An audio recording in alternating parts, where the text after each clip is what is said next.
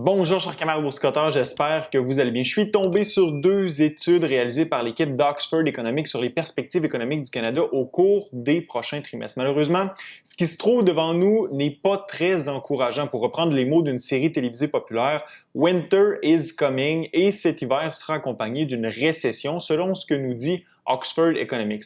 Alors, dans cette vidéo, je vous résume ce qui nous attend selon la firme d'analystes et je vous explique pourquoi l'immobilier sera au cœur de la récession à venir au Canada. Mais avant de commencer, je dois vous présenter le commanditaire de cette vidéo, Terrien CPA. Il s'agit d'une firme de CPA et de comptables bien allumée. C'est surtout 30 ans d'expérience auprès des PME québécoises. L'informatique, les nouveaux médias, les jeux vidéo, la biopharmaceutique, c'est ça leur domaine. Si votre entreprise évolue plus rapidement que jamais, c'est pas le moment d'exploser. Les entreprises qui réussissent mieux sont celles qui optimisent aussi leurs finances avec une stratégie fiscale durable. Crédit d'impôt, état financier, planification fiscale, impartition, Terrien, ils aiment ça, consacrer votre temps et vos ressources à distancer la concurrence et laissez-les vous aider à maximiser votre succès avec une planification stratégique adaptée à votre réalité. Visitez terrien-cpa.com pour toute l'information ou contactez un de leurs associés. D'abord, Oxford Economics nous dit que la récession au Canada devrait coïncider avec l'arrivée de l'hiver, soit à partir du 4e trimestre de cette année. Elle devrait aussi durer dans le temps pour s'étendre sur 3 trimestres, soit jusqu'à la mi-2023. L'économie canadienne devrait subir une baisse de PIB de 1,8 %. En fait, au cours des 50 dernières années, l'équipe d'analystes nous informe que la récession moyenne au Canada est caractérisée d'une baisse du PIB de 2,5 %. Pour cette raison, Oxford Economics qualifie de modérée la récession à venir selon leurs prévisions. Concernant les probabilités que cette récession se concrétise, la modélisation réalisée par l'équipe d'économistes démontre qu'à 63 % l'économie canadienne est assurée d'entrer en récession. Généralement, lorsque le modèle dépasse le seuil de 60 %, une récession survient. Ce fut le cas en 1980, en 81, en 90 et en 2008. Pour ce qui est du marché de l'emploi, le taux de chômage devrait passer de 5,2 % à 8,2 % à l'échelle du pays, et ce, malgré les pénuries de main-d'œuvre qui font rage dans certaines régions, dont notamment au Québec. Maintenant, pour ce qui est des causes de cette récession à venir, on pointe du doigt l'inflation, le resserrement monétaire opéré par la Banque du Canada et la baisse de la demande externe pour les produits d'exportation canadiens du fait du ralentissement de la croissance mondiale. La hausse spectaculaire du taux directeur au Canada passant de 0,25 % à 3,25 % au cours des 9 derniers mois met beaucoup de pression sur les ménages canadiens qui sont parmi les plus endettés au monde. En plus, il se trouve qu'une grande partie de ce fardeau est liée à la dette hypothécaire. Or, avec les taux hypothécaires qui montent en flèche, l'intérêt hypothécaire que doivent payer les Canadiens représente une partie de plus en plus importante de leur budget. Oxford Economics prévoit que l'intérêt payé sur l'hypothèque accaparera jusqu'à 8,2 % du revenu disponible des Canadiens à partir du 2e trimestre de 2023. Le paiement hypothécaire moyen devrait quant à lui faire un bond de 11,2 % d'ici la mi-2023. Pour ce qui est des prix immobiliers, les analystes anticipent une baisse de 30 % du prix de vente moyen au pays depuis le sommet atteint au début de l'année.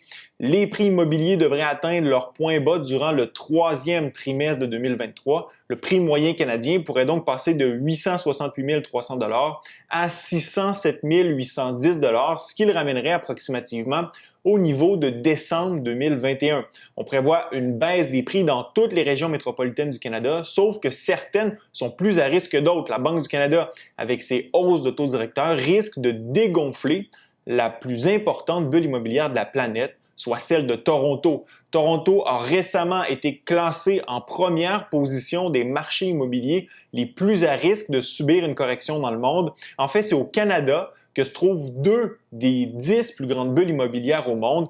Vancouver est-elle en 6e position, tout juste derrière Hong Kong.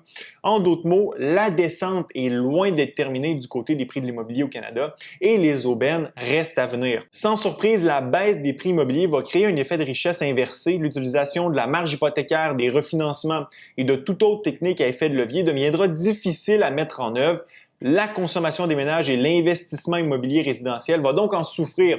L'immobilier canadien, qui comprend la vente, l'achat et la location d'immeubles, représente 267 milliards ou 9,5 % du PIB canadien, sans compter que la réduction de l'investissement en immobilier résidentiel devrait aussi amorcer sa descente. Ajoutez à cela l'inflation qui oppresse les consommateurs canadiens dans tous les grands centres métropolitains. Le portrait n'a rien de joli, avec la facture d'épicerie et d'énergie qui accapare une partie toujours plus importante du revenu disponible des ménages canadiens. Il faut s'attendre à ce qu'ils coupent à d'autres endroits. Sans compter que les salaires ne suivent pas, le revenu réel disponible des Canadiens se retrouve donc diminué. Inévitablement, l'inflation participera aussi à réduire la croissance réelle du PIB. D'ailleurs, les plus récentes données économiques du PIB canadien indiquent que la croissance économique ralentit rapidement. En fait, la croissance est carrément à plat présentement et sur le point de se renverser. Le PIB canadien affiche une croissance anémique sur une base mensuelle.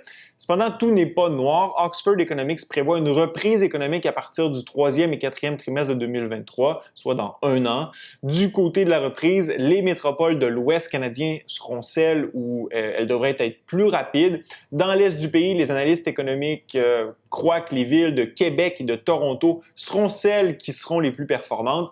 En terminant, tout comme n'importe quelle analyse, il faut prendre le tout avec un grain de sel. Bien malin celui qui sera en mesure de prévoir avec justesse le PIB ou le taux de chômage canadien au cours des prochains mois. Si nous avons appris quelque chose au cours des derniers mois, c'est que les experts économiques, qu'ils proviennent de firmes privées ou des banques centrales, sont horribles à prévoir l'économie.